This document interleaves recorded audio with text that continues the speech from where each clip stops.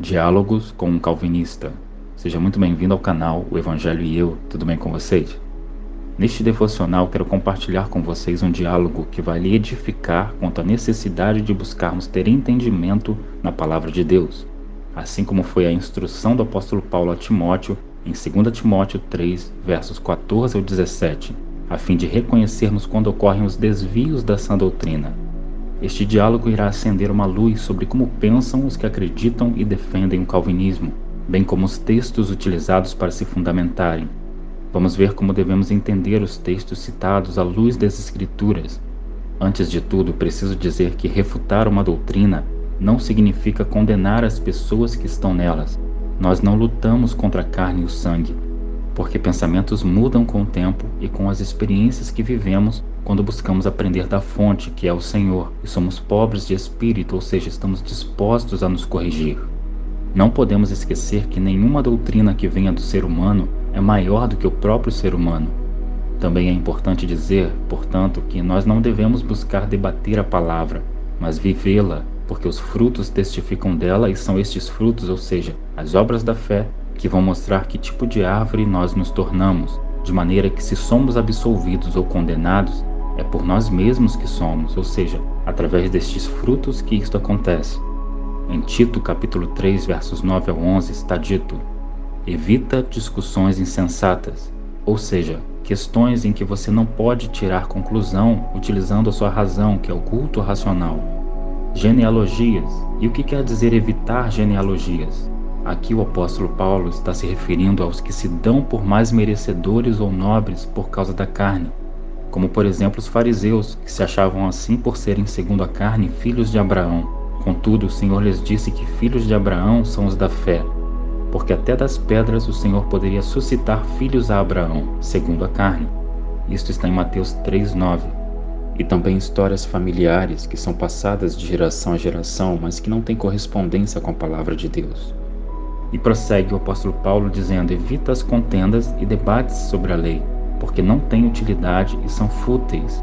A palavra é hatephelot. Ora, algo fútil é algo sem valor. Então, por que debates acerca da lei não teriam valor?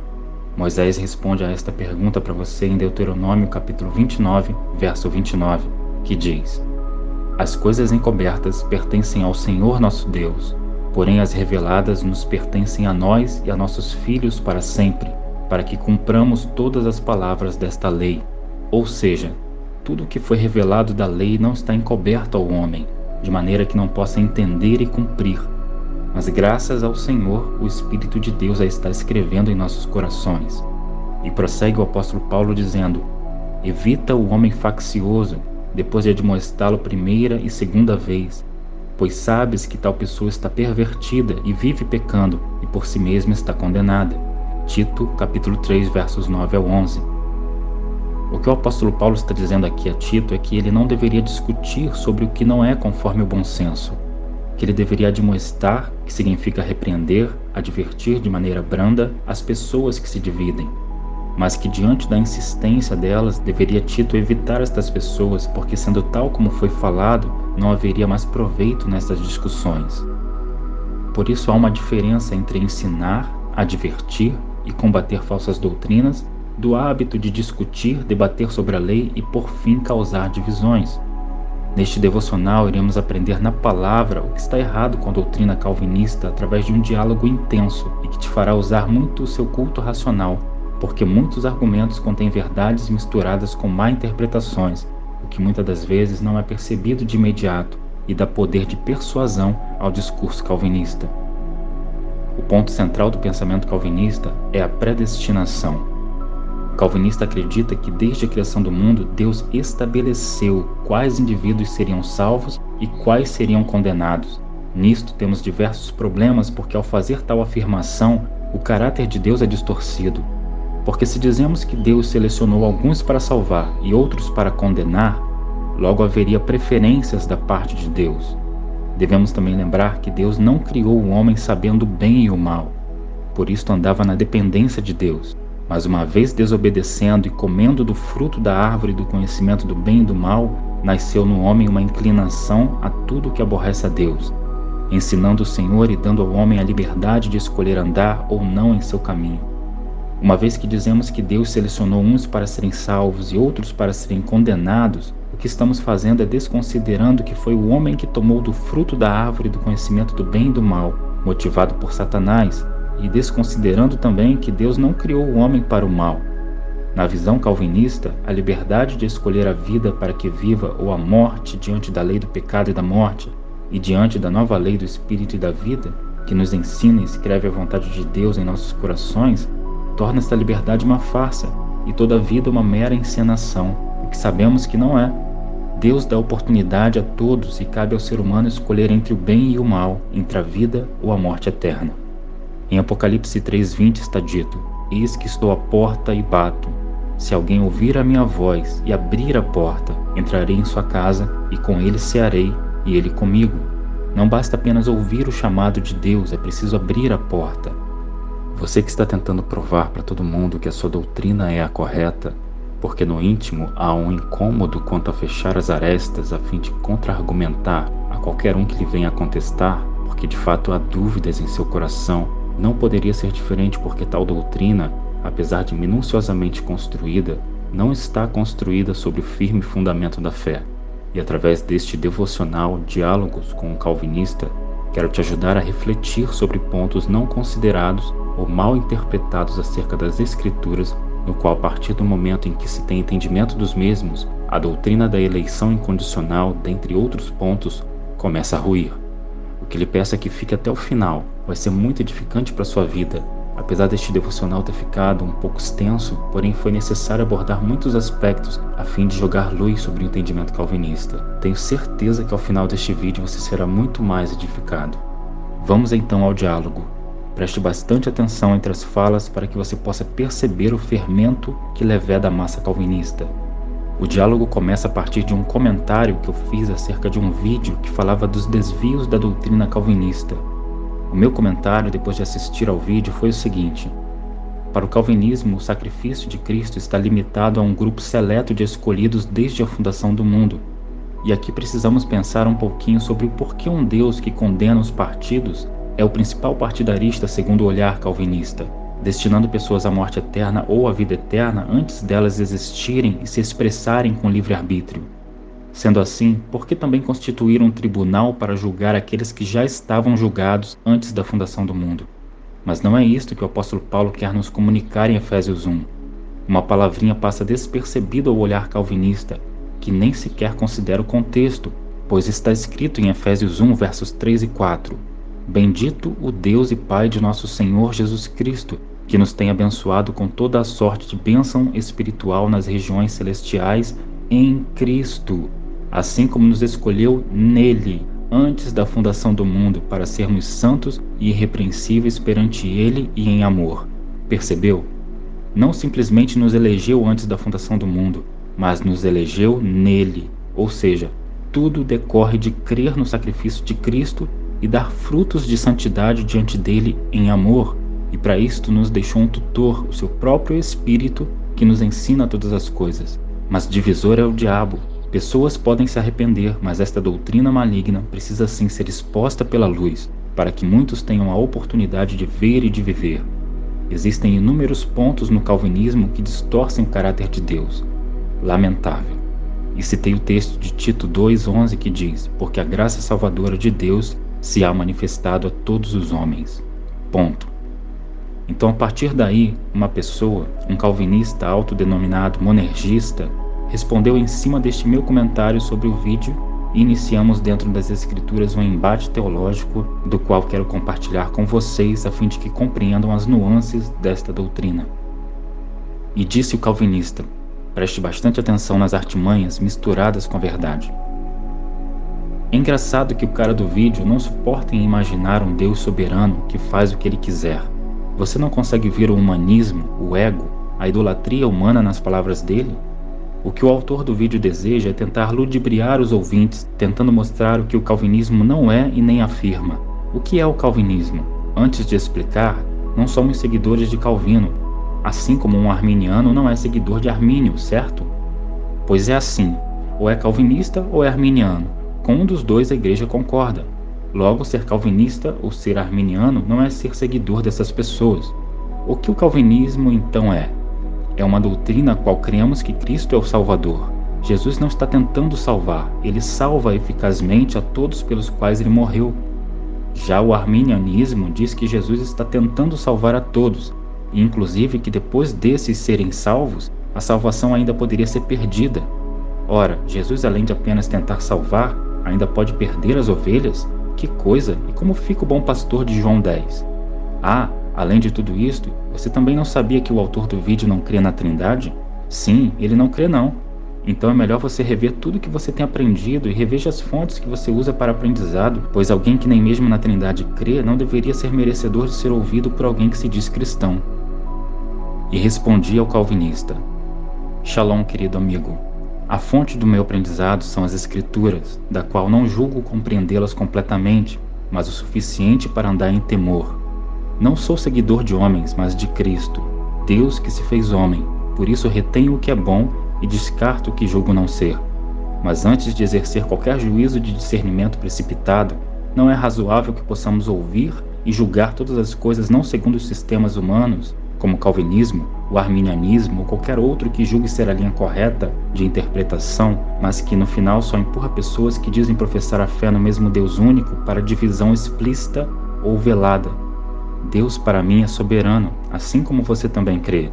E justamente por Deus ser soberano, é que eu creio conforme a doutrina dos apóstolos que diz, 1 João, capítulo 2, verso 2. E ele é a propiciação pelos nossos pecados, e não somente pelos nossos, mas também pelos de todo o mundo.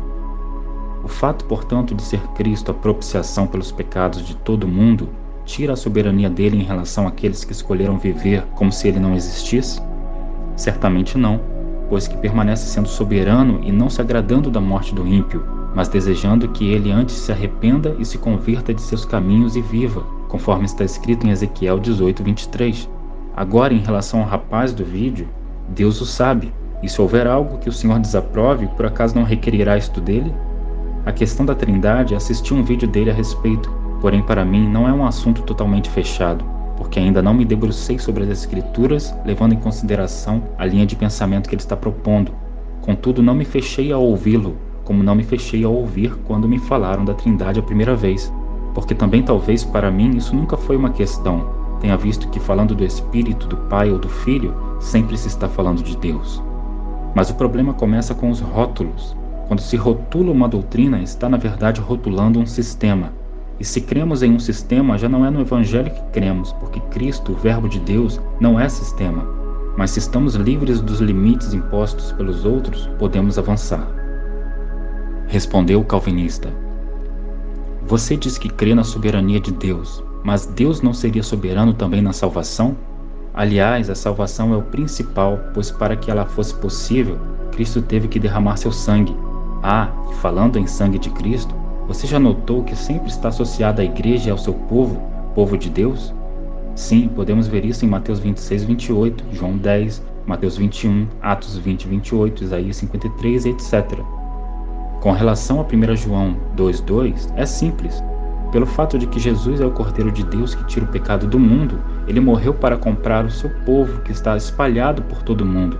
Prova disso é Apocalipse 5:9, também escrito por João, que nos mostra claramente que Jesus morreu por pessoas que procedem de toda a tribo, não diz que foi a tribo inteira. Também fala de pessoas de todas as nações, povos e línguas, mas fala de pessoas de todas as nações e não a nação inteira. Dizer que Jesus morreu para tentar apenas salvar, isso sim é o que limita o sacrifício da cruz. Jesus não morreu para apenas tentar ser o Salvador. Com relação a rótulos, eu também não gosto, não falo que sou calvinista, prefiro ser chamado de monergista. Aqui abro um parêntese. Monergismo significa na teologia cristã a doutrina de que o Espírito Santo sozinho pode atuar no ser humano e propiciar a conversão. Isto é um fato, porque a palavra nos afirma que quem convence o homem do pecado, da justiça e do juízo é o Espírito Santo. Por isso, não se precisa criar um outro rótulo para se dizer o que a Escritura já diz. Porém, apesar dele dizer crer assim, suas asseverações tratam-se da predestinação e nada mais. Vamos continuar. Ele continua dizendo: Prefiro ser chamado de reformado ou apenas cristão, mas o que não pode ser negado é que ou se está mais próximo de Calvino ou de Armínio. apesar de que hoje mesmo não encontramos nenhum arminiano, apenas dissidentes, mas nenhum concordando puramente com ele.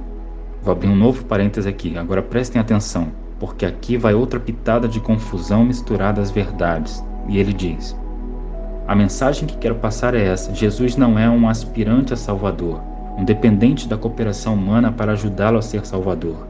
Quem é o único suficiente Salvador é Jesus, e se ele é único e também suficiente, ele não tenta salvar, mas salva. E se é suficiente, ele salva e assim conserva, pois está consumado. Abrindo um novo parêntese, a confusão que ele está fazendo é a de colocar como se, ao dizer que o homem precisa crer para ser salvo, eu estaria desconfigurando o fato de Jesus ser o suficiente Salvador. Entendeu a jogada maligna? Respondi então: certamente ele é Salvador e soberano, e é por isso que, independente dos que não encontram o caminho apertado e a porta estreita, que continua sendo ele o único caminho para o Pai, e todos quanto creem nisto são salvos. O que eu disse a ele é que, independente dos que não o professam, ele continua sendo o suficiente Salvador para todos os que nele creem. E disse o calvinista, aparentemente sem ter entendido o que eu disse, embora entendeu, mas fez o seguinte jogo: correto, e justamente por ele, Jesus, ser o Salvador soberano, é que ele salva eficazmente.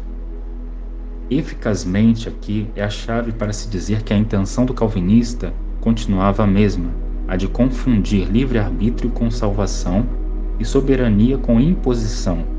Uma vez que ele insistiu maliciosamente, insistia eu também no meu argumento, porque não havia argumento sólido que sustentasse as falácias calvinistas. Então eu disse: é claro, a salvação de Deus sempre será eficaz a todos quanto creem, do contrário não seria salvação. João 3, versos 18 e 19 diz: quem crê nele não é condenado, mas quem não crê já está condenado, porquanto não crê no nome do unigênito Filho de Deus. E a condenação é esta, que a luz veio ao mundo e os homens amaram mais as trevas do que a luz, porque as suas obras eram más. Se a salvação decorre da fé de quem se diz? Da fé de Deus, que já está feito, ou a do homem que pode impedir a graça de lhe ser alcançada? Aqui eu quero que ele pense que, se é necessário fé para ter salvação, porque a salvação é pela fé e as obras cooperando, então existem escolhas a serem feitas, porque se não houver fé não haverá salvação. E continuei: mas se Deus lhe retirasse o poder de escolher entre o bem e o mal, agora que é conhecedor de ambos, então já não seria soberano. Mas justamente porque o é, que ele não depende de que alguém venha a crer nele para continuar a ser soberano, mas diz: escolha a vida para que viva. Deuteronômio 30:19. E respondeu o calvinista: do Senhor procede a salvação.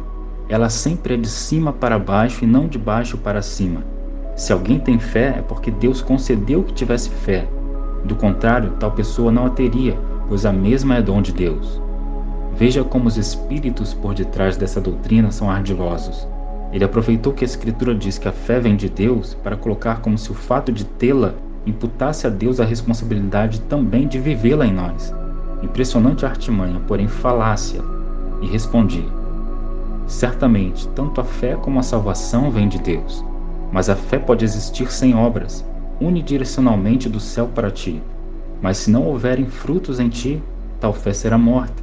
De maneira que, se tais obras não cooperarem com a fé que vem de Deus, não há justificação, e por consequência não há salvação, porque não obteve correspondência naquele que ouviu a palavra vinda de Deus.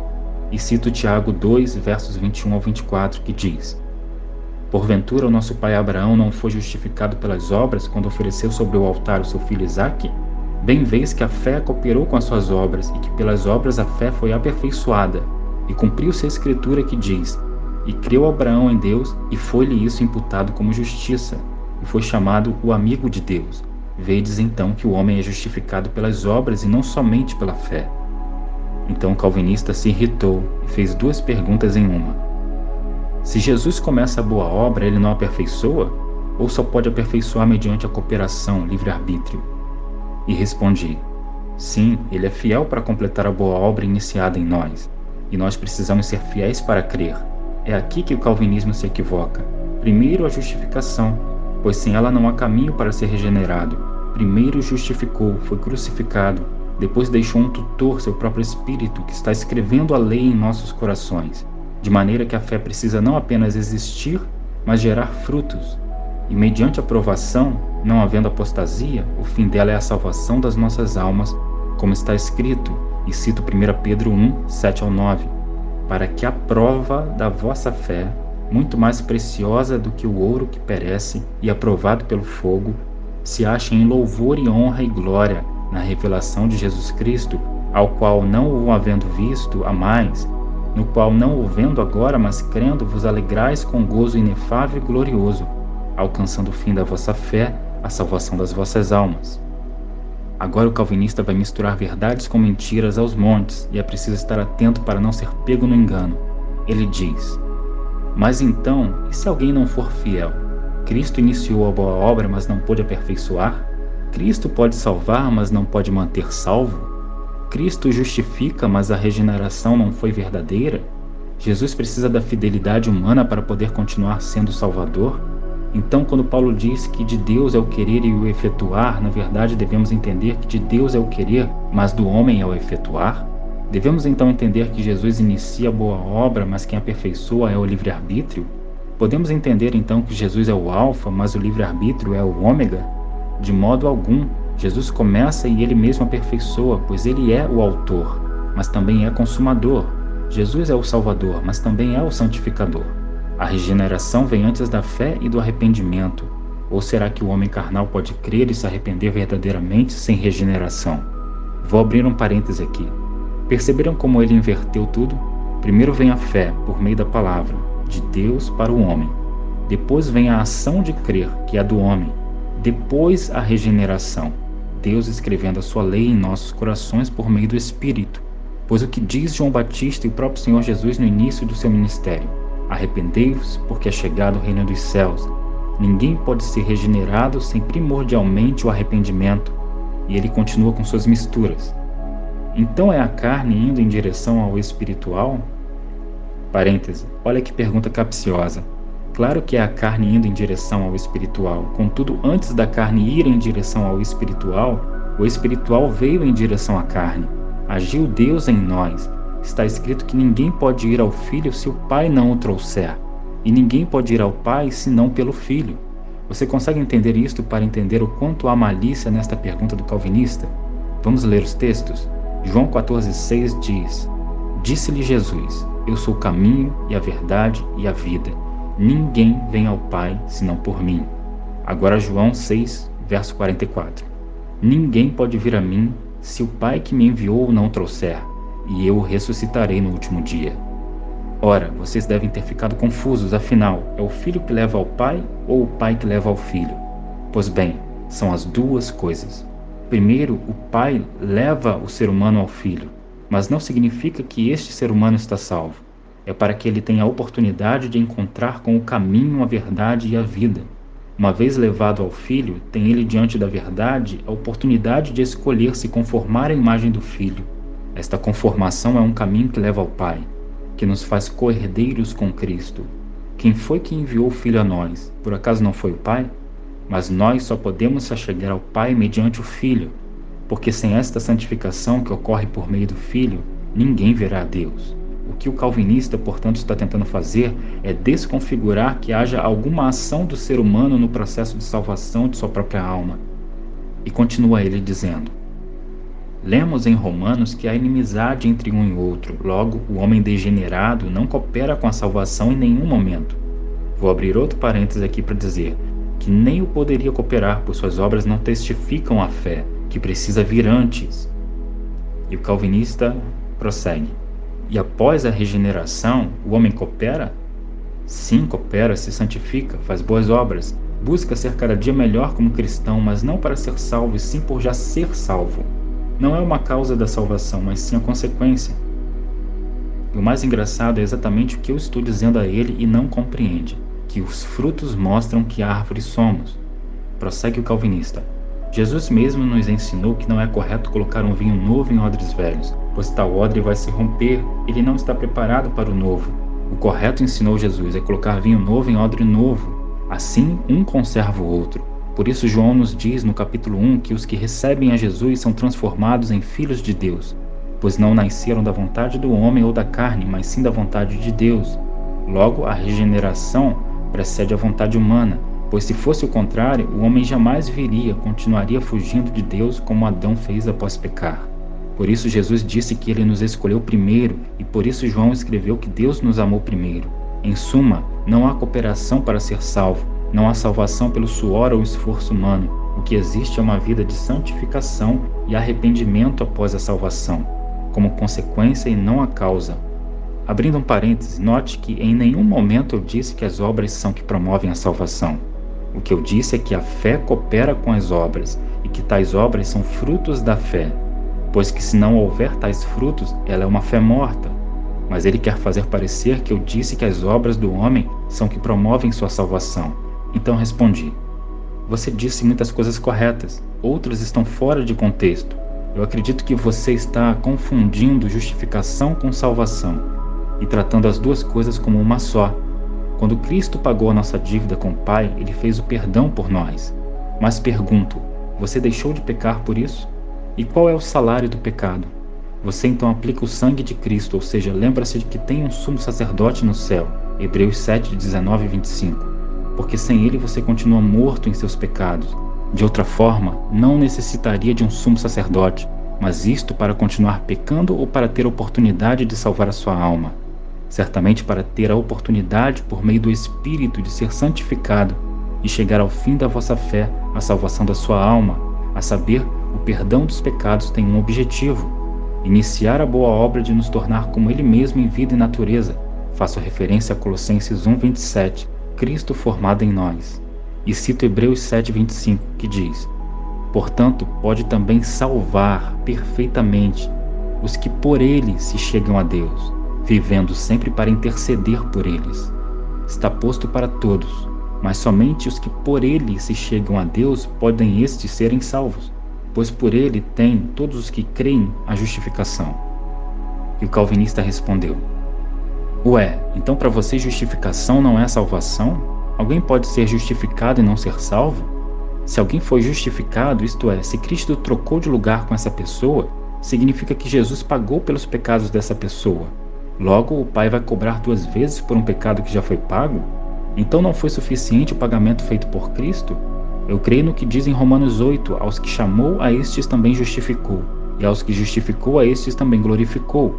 Logo, está aí novamente voltando ao ponto: a boa obra que ele começou, ele mesmo vai aperfeiçoar, pois lá diz, a estes também. E se ele justificou, ele já considera como glorificado, e isso responde o seu outro questionamento sobre o pecado. E você mesmo cita Hebreus 7:25, o que diz claramente: salvar perfeitamente. Não é uma salvação temporária, falha, que se perde, mas sim uma salvação perfeita. Peço que, por favor, também leia Efésios 1 e 2 e pense nisso. Aqui cabe uma observação. Veja que o calvinista não está entendendo que quando se diz aos que justificou, a estes também santificou. Por quê? Porque os que são justificados o são porque creram. Ninguém é justificado se não crer. Se não crer, diz o Senhor Jesus, já está condenado. Não tem a ver com o fato de tirar a oportunidade do homem escolher crer ou não crer. Pelo contrário, é porque há esta oportunidade que se diz que todo aquele que nele crê será salvo. Por que existiria a necessidade de uma lei que testifica que somos culpados, se Deus já escolheu a quem salvar? Mas o que se diz? Romanos 10, verso 4. Porque o fim da lei é Cristo para a justificação de todo aquele que crê. Ou seja, são justificados os que creem. Outro equívoco também é pensar que crer seja apenas acreditar que Jesus é o Filho de Deus. Os demônios também assim não creem. Mas como se crê? Tendo as obras cooperando com a fé. Porque se a fé não gerar frutos, ela está morta. As obras sozinhas não salvam, mas é preciso ter obras que testemunham da fé, porque também a fé sozinha é morta. Logo, não creem os que somente estão a dizer que creem, mas todo o que crê dá testemunho, guarda a palavra. Todo aquele que crê mostra que crê, praticando esta palavra. E respondi: sim, uma salvação perfeita, que se inicia na justificação, mas que não termina ali. Mas fato é que todos aqueles que creem receberam do seu Espírito. E por qual motivo? Para serem santificados, ensinados a andar conforme a vontade de Deus. Por último vem a glorificação.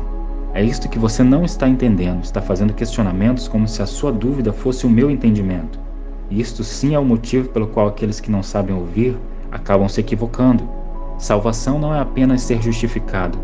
Deus providenciou tudo o que concerne a salvação, o que não significa que todos serão salvos, porque Ele não morreu por alguns, senão pelos pecados do mundo inteiro, como está escrito, 1 João capítulo 2, verso 2. E Ele é a propiciação pelos nossos pecados, e não somente pelos nossos próprios, mas ainda pelos do mundo inteiro. Agora imagine se o pensamento calvinista fosse a realidade. Digo, se Deus elegeu alguns para salvar e outros para condenar. Como fica esta afirmação de João de que ele morreu pelos pecados do mundo inteiro? Pela lógica calvinista, todos então estariam salvos. Não haveria o não salvo. Entendeu agora? Entendido isto, você perguntou: ué, então para você justificação não é salvação? Alguém pode ser justificado e não ser salvo? E eu respondo: não. Ninguém pode ser justificado e não ser salvo. Eu também creio em Romanos 8. O problema está que você crê que já existe um grupo de salvos e de condenados, sem qualquer decisão humana. Eu, porém, creio que tudo está consumado. Porém, isto se dá a partir do momento que se crê pela fé. Então você disse, mas fé decorre de Deus, e eu disse, sim, também creio. Mas a salvação que é pela fé não decorre de uma fé morta em nós, porque toda fé sem obras não é fé genuína. Logo, Deus providenciou tudo para que nós sejamos salvos por completo, conformados à imagem de Cristo pelo Espírito do Senhor, mediante a fé. 2 Coríntios 3,18. É como um banquete diante de alguém com muita fome. Ele só não morre de fome se tocar na comida e dela se alimentar. Lembre-se do que escrevi anteriormente, precisa considerar toda a Escritura, e não apenas a parte que corrobora a uma eleição segundo o calvinismo. Lembre-se também, se Ele é a propiciação pelos nossos pecados, e não somente pelos nossos próprios, mas ainda pelos do mundo inteiro, como fica o calvinismo? Todos teriam que ser automaticamente salvos, e ninguém se perderia, não importasse o que fizesse em vida, ainda que fosse um genocida sem arrependimento. Mas justamente porque não é assim que nós temos a nossa parcela de responsabilidade em crer e permanecer nesta fidelidade para com Deus se santificando. Então o calvinista disse o que para mim não era surpresa. Você está confundindo tudo, inclusive o que eu escrevi. Eu citei Romanos 8 e lá fala dos estágios da salvação. O que passa disso não procede da palavra, não procede da verdade. Com relação à passagem de 1 João, eu já respondi aqui, não sei se foi para você ou para outro. Estou conversando também com outros aqui mesmo, e a resposta está em Apocalipse 5:9. Aqui cabe uma outra observação. O calvinista refutou o argumento de 1 João capítulo 2, verso 2, dizendo que trata-se de pessoas salvas espalhadas pelo mundo. Porém, se fosse esta a interpretação correta, por que haveria necessidade de João iniciar escrevendo: e ele é a propiciação pelos nossos pecados, e não somente pelos nossos próprios? Quem são nós aqui, senão os que creram na verdade de Cristo? Mas tudo bem, podemos imaginar que ele estivesse fazendo uma distinção entre os que receberam aquela carta e outros que estivessem em outros lugares ou que viriam no futuro. Então sobre este argumento fica-se no 0 a 0. Prosseguindo. E eu disse ao calvinista: não foi a mim que respondeu, e não me satisfez, assim como a minha resposta não te satisfez. Você insiste em que Deus escolhe uns para salvar e outros para condenar, independente das escolhas humanas. Eu não creio assim por todos os motivos já citados. O calvinista responde: Mateus 1:21, dá uma lida por favor. Então eu leio o versículo para ele, Mateus 1:21. Ela dará à luz um filho e lhe porás o nome de Jesus, porque ele salvará o seu povo dos pecados deles, disse o anjo em sonho a José. Responde o calvinista: exato. Neste versículo vemos várias coisas, das quais quero destacar 3. 1. O versículo diz: e ele salvará. Não é uma tentativa de salvar, não é uma possibilidade, mas sim uma certeza inabalável. Não é algo temporário, não é algo hipotético, é uma certeza. Jesus veio para salvar e de fato salva. Ele disse que está consumado. Observação: como se eu em algum momento do nosso diálogo tivesse dito o contrário. Aqui ele continua misturando o fato de Cristo ser o Salvador incondicional com o fato de o homem ser salvo ou condenado, independente de crer nele, em Cristo. E ele prossegue. 2. Salvar a quem? O mesmo versículo de Mateus 1:21 diz: o seu povo. Jesus veio para uma missão certa, salvar ao seu povo, a sua igreja. Por isso lemos em Atos 20:28 que ele derramou seu sangue pela sua igreja. A salvação foi destinada à igreja. 3. Salvar do quê? O versículo responde: dos seus pecados. Onde Jesus é o Salvador, ele também é o santificador. Ele veio nos salvar dos nossos pecados. Você se lembra que Jesus é o autor e também consumador da nossa fé? Pois bem, o que ele começa, ele conclui. Parêntese, é tudo o que eu estou dizendo desde o começo da conversa, mas ele continua se atendo ao argumento de associar salvação com imposição da salvação. E prossegue o calvinista. Lembre-se do que Paulo escreveu aos Filipenses, a boa obra que ele, Jesus, começou, ele mesmo aperfeiçoa. Jesus é o alfa e o ômega também na salvação. Ele não precisa de um livre-arbítrio cooperante na salvação. Quando você recebeu a Jesus na igreja, o que te perguntaram? Deve ter sido algo assim: você quer receber a Cristo como seu único e suficiente Salvador? Pois bem, se Jesus é o único e suficiente Salvador, então não há mais debate, não há mais dúvida. Jesus é único e ele é suficiente não só para salvar, mas também para manter salvo. Por isso Paulo escreveu aos Romanos: aos que chamou, a estes também justificou, e aos que justificou, a estes também glorificou. Dele, Jesus, é o querer e também o efetuar. Em Hebreus lemos que Cristo é a causa de uma eterna salvação. Esse é o Jesus bíblico, Jesus cujo anjo na Anunciação declarou: ele salvará o seu povo, pois é majestoso e libertador crer que o Deus da salvação é autor e consumador de uma majestosa e libertadora salvação.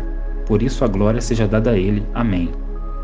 Viram como esse espírito mistura verdades com mentiras? Então eu respondi. Sobre o ponto 1, concordo plenamente, ou seja, Jesus não tenta salvar, ele salva. Sobre o ponto 2, salvar a quem? O seu povo, há um contexto ali que não pode ser inclinado. Embora concorde com o que você disse, ou seja, que Jesus veio salvar também a igreja, lógico, o contexto ali era o anjo falando a José a respeito da vinda do Messias, que salvaria seu povo. No contexto, o povo judeu, como também chama a José filho de Davi, ou descendência de Davi. O que não anula a salvação da casa de Israel, que se misturou com os gentios, embora ali esteja falando dentro de um contexto a José. Quanto ao ponto 3, concordo em parte, ressaltando que tudo é mediante a fé. E veja que interessante. João capítulo 1, versos 12 e 13 diz: mas a todos quanto o receberam, deu-lhes o poder de serem feitos filhos de Deus, a saber, aos que creem no seu nome, os quais não nasceram do sangue, nem da vontade da carne, nem da vontade do homem, mas de Deus. Veja que é para os que creem em seu nome. E aqui coloquei o contexto para você entender que tudo de fato decorre da vontade de Deus e não do homem. Contudo, a vontade de Deus é que todos os que creem em seu Filho sejam salvos. Não há divergência na fala de João, e nem perde a harmonia o fato dele dizer, a saber, os que creem em seu nome, com o fato dele dizer, nem da vontade do homem, mas de Deus. E aqui o calvinista já não responde mais. Julguei ser importante trazer este diálogo a vocês para que entendam como uma doutrina pode ser tão cheia de ardis, de misturas com verdades que a fazem por vezes se passar por correta, mas que quando a gente vai entrando nas nuances deste conhecimento, vemos o quanto elas precisam mexer com uma predisposição humana, uma inclinação à soberba de crer que somos especiais para Deus por termos sido separados de outros que não teriam tido a mesma chance. De fato, somos especiais para Deus, mas não em detrimento uns dos outros. Todos são amados igualmente, e é por isso que as misericórdias do Senhor não têm favoritos. Ela se renova todas as manhãs para todos. A chuva e o sol vêm para maus e para bons. Ter Deus a presciência não quer dizer que ele interfira nas escolhas acerca dele mesmo. Não podemos confundir onisciência com favoritismo, predestinação com divisão. Romanos 8,30 está dito: e aos que predestinou, a estes também chamou, e aos que chamou, a estes também justificou, e aos que justificou, a estes também glorificou. E muitos ficam pensando que predestinação seria uma distinção entre os salvos e os não salvos. Volte um versículo e releia o texto de Romanos 8, agora no verso 29. Porque os que dantes conheceu, também os predestinou para serem conformes à imagem de seu Filho, a fim de que ele seja o primogênito entre muitos irmãos. O texto diz que é aos que dantes conheceu. É uma ação da presciência de Deus que não tira as escolhas dos homens. E o que significa o predestinar aqui? Efésios 1,5 explica: e nos predestinou para filhos de adoção por Jesus Cristo, para si mesmo, segundo o beneplácito da sua vontade. Ou seja, ele nos deu um destino antecipado a todos que estão em Jesus Cristo, que acolheram a justificação de seu Filho ao invés de permanecerem se auto-justificando. E qual destino? O de nos tornarmos filhos e herdeiros de Deus, ressalto novamente, unicamente por meio de Cristo. Por isso é importante, irmãos, termos conhecimento das Escrituras. Inclusive foram instruções asseveradas do apóstolo Paulo a Timóteo, em 2 Timóteo, capítulo 3, versos 14 ao 17. Vamos ler isso? Está dito assim: Tu, porém, permanece naquilo que aprendeste e de que foste inteirado, sabendo de quem o tens aprendido, e que desde a tua meninice sabes as sagradas Escrituras que podem fazer-te sábio para a salvação, pela fé que há em Cristo Jesus. Toda a Escritura é divinamente inspirada e proveitosa para ensinar, para redarguir, para corrigir, para instruir em justiça, para que o homem de Deus seja perfeito e perfeitamente instruído para toda boa obra. E este capítulo de 2 Timóteo 3 mostra por que era tão importante Timóteo se preparar. Inclusive, quero deixar como sugestão aos irmãos assistir a 2 vídeos que falam acerca dos tipos de pessoas que Timóteo enfrentou em seu tempo e que os filhos de Deus encontrariam em maior volume no contexto dos finais dos tempos. Os links estão na descrição. Preparem-se, irmãos. E quando digo preparem-se, estou dizendo tenham conhecimento das Escrituras, não apenas da letra, mas procurando vivê-la em si mesmos, por meio do Espírito, pois estamos em tempos trabalhosos, tempos difíceis, onde muitas doutrinas erradas têm arrebatado a muitos. Que você possa se guardar da corrupção do mundo e que o Senhor te abençoe. Até o próximo devocional. Shalom Adonai.